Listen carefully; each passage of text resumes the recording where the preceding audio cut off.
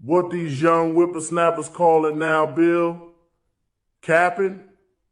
Yeah, y'all boys is capping, but I was really out there slanging keys. I'm talking about I was selling more birds than Purdue and Tyson Chicken Company put together. They don't know who they fucking with, Bill. But this GK David boy finna tell them, so y'all just keep on watching.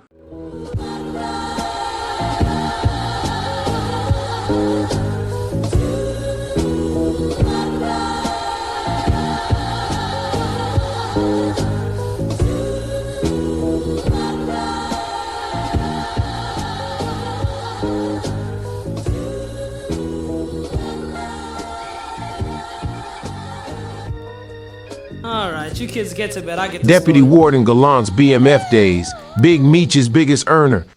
The Georgia sun hit hard on the cracked sidewalks of Candler Road, baking the asphalt until it shimmered like glass. Walter Galont used to stand out there before the morning buses came, hood pulled low, sneakers white as chalk. He wasn't anybody yet.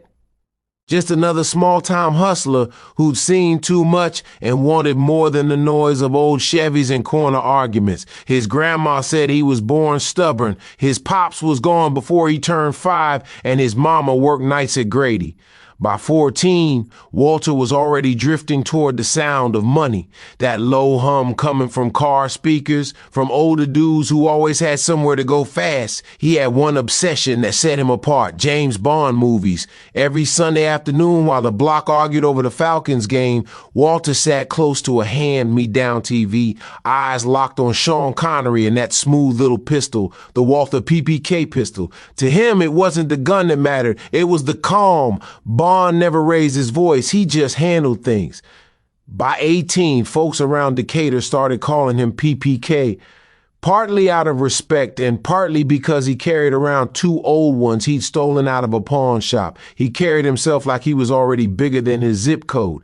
He ran with a small crew, Dre Stacks and Lil Reed, flipping little hustles, sneakers, car radios, anything that could turn into lunch money. But Walter's eyes were on the long game. He wasn't trying to be famous. He wanted leverage. One night, under the buzzing lights of a gas station lot, Dre asked him, "Bruh, when you gonna chill?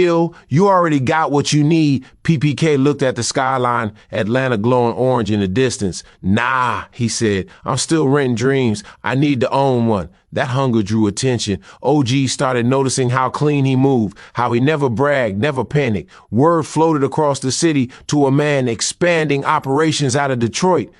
People said he was different, organized, disciplined, bigger than street corners. When PPK first heard the name Meech, it sounded like myth.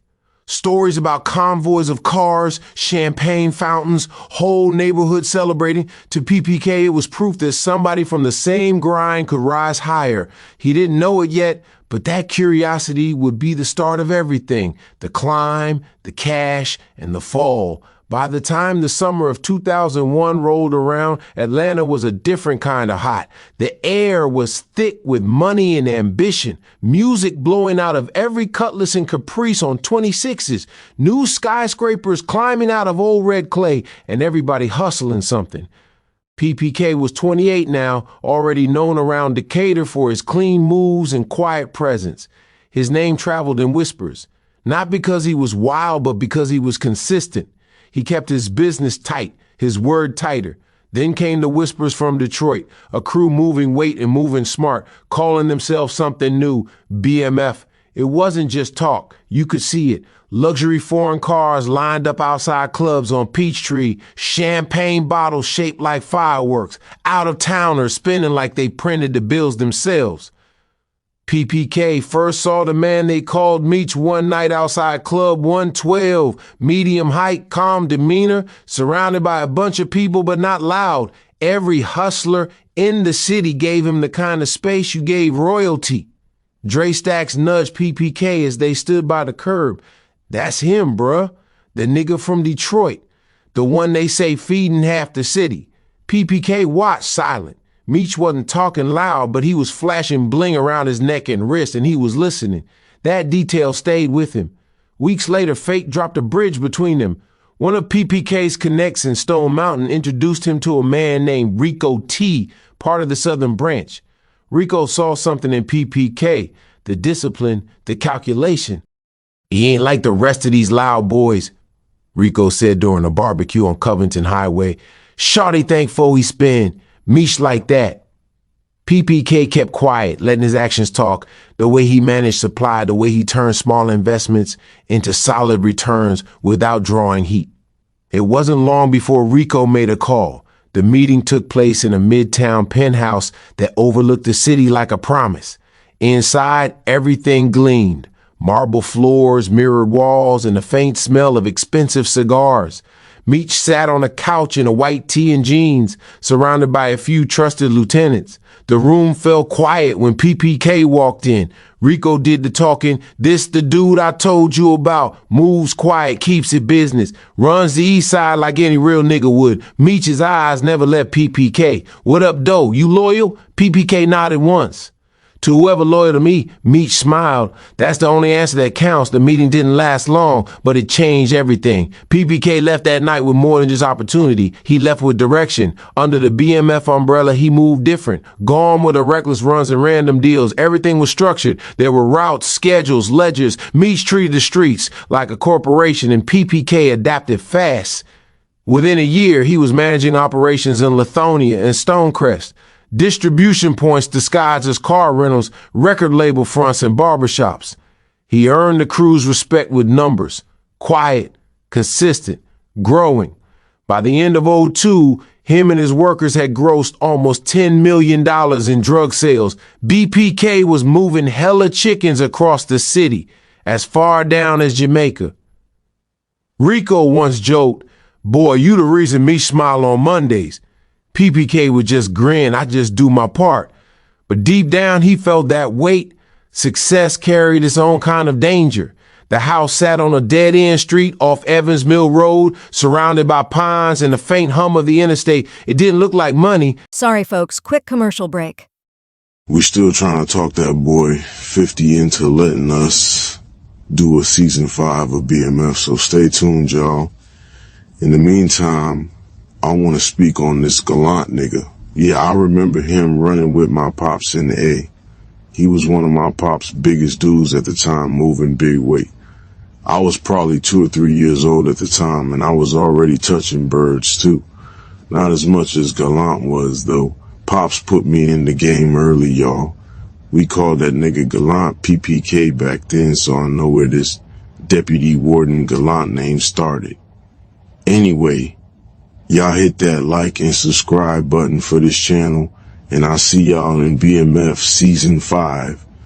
Just another old brick spot with 2 cars parked crooked out front. That was the point. Inside, though, it was order. PPK ran it like a warehouse. Everything logged, every face known, every risk measured. His small crew was loyal, Dre Stacks, Lil Reed, and a new recruit named Tank.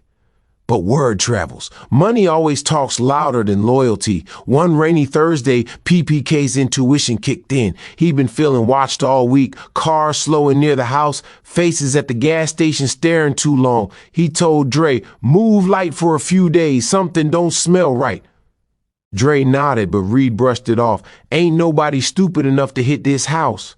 PPK just looked at him, that bond calm in his eyes. Stupid don't need a reason, bruh. He was right. 3 nights later, the quiet shattered. It started with a loud crash, the front door bursting open and shouting, chaos movement.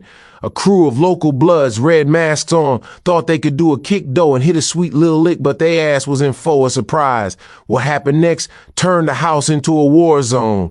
An intense firefight ensued, and bullets went to flying everywhere. When the smoke cleared, it was over. Some lived, some didn't. PPK stood in the wreckage, chest heaving, ears ringing, the smell of gunpowder thick in the air. He didn't feel triumph, just silence. He knew 12 would come soon, and they did, just not that night. But soon enough. One of his own, Tank, got caught days later on an unrelated charge. Faced with time, he did what too many do, trade stories for leniency, and PPK's name came up. By spring, narcotics agents moved in. When they cuffed him outside a car wash in Bankhead, PPK didn't resist. He just stared ahead, jaw set. The bond calm again. Dre shouted, "We gon' fight it, bruh, don't worry." PPK just said quietly, "Ain't no fight when the house already burnt." He entered the system with a life without parole sentence, not as the legend people whispered about, but as another name on another case file. Inside those walls, surrounded by desperation and deals, something inside him began to change. He watched men throw their lives away over ego, watched betrayal become currency, and somewhere in that noise he started to think different. That change, that dangerous kind of clarity, would make him something else entirely, not just an inmate, not just a survivor, but a man who learned that in a world built on secrets, information was the new hustle, and so began his snitching career in the chain gang. Bet not let me catch y'all inmates doing nothing wrong, or I'm telling the warden.